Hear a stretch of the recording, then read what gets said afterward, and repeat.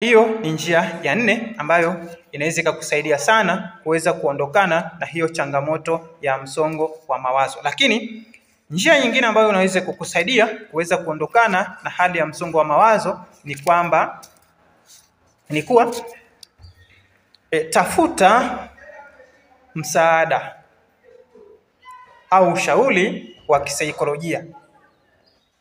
Kwamba hii inaweza kukusaidia sana kuweza kuondokana na hiyo hali ya msongo wa mawazo. Zingatia tu kwamba unapotafuta ushauri, unaweza ukaenda kwa rafiki yako ukamwomba ushauri pale ambapo wewe unahisi labda kuna mahali hapako sawa, anaweza kukushauri vizuri na ukarudi katika hali yako ya kawaida, au ukaondoa hiyo changamoto ya msongo wa mawazo. Au unaweza kumtafuta pia mtaalamu wa kisaikolojia, anaweza akakusaidia katika kutatua changamoto hiyo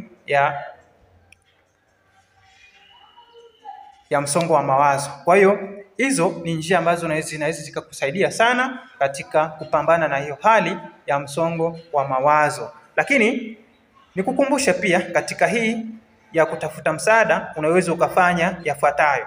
Moja, unaweza ukajihusisha na shughuli ambazo unazipenda.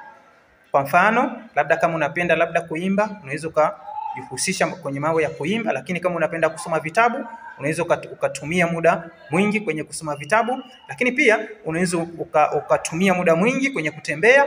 Maana yake pale unapofanya kitu ambacho unakipenda au unapojihusisha na kitu ambacho unakipenda, akili inakuwa active na akili inakuwa na utulivu mkubwa. Lakini pia hapo unaweza ukaongea na marafiki kama ambavyo nimetangulia kusema, au unaweza ukaongea pia na mshauri wa kisaikolojia. Lakini kumbuka, kwenye kushirikisha marafiki, utambue au kumbuke ni rafiki yupi ambayo ni sahihi, anaweza kukusaidia katika kukupa ushauri unaofaa, kwa sababu sio kila rafiki ulionaye anaweza akawa ni sahihi katika kumshirikisha mambo yako na aweze kukushauri. Marafiki wengine hawezi kushauri. Kwa hiyo ukikosea pia kwenye kuchagua marafiki, inaweza ikawa pia ni changamoto nyingine ambayo inaweza kukuongezea tatizo, badala ya kuondoa tatizo ukaliongeza kwa ukubwa zaidi. Lakini kaa na watu ambao wanakutia moyo, na hii inakuwa ni changamoto kubwa, kwa sababu kuna wakati unaweza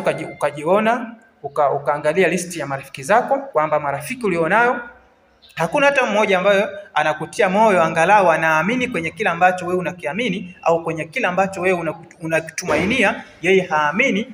Kwa hiyo hata ile kukutia moyo inakuwa changamoto. Kwa hiyo unapokuwa na marafiki wa namna hii wengi, inaweza ikawa changamoto. Kwa hiyo unaweza ukatafuta namna ya kutafuta rafiki au kubadilisha marafiki, ukatafuta rafiki ambaye anaweza kukusaidia au kukutia moyo pale ambapo unapohisi una msongo wa mawazo. Katika njia hizi 5 nilizokufundisha, kama kuna mahali zimekusaidia au video hii imekusaidia, unaweza ukagonga like yako, niachie like. Lakini pia unaweza ukakomenti hapo kwa kujifunza zaidi. Lakini kubwa zaidi, never die poor.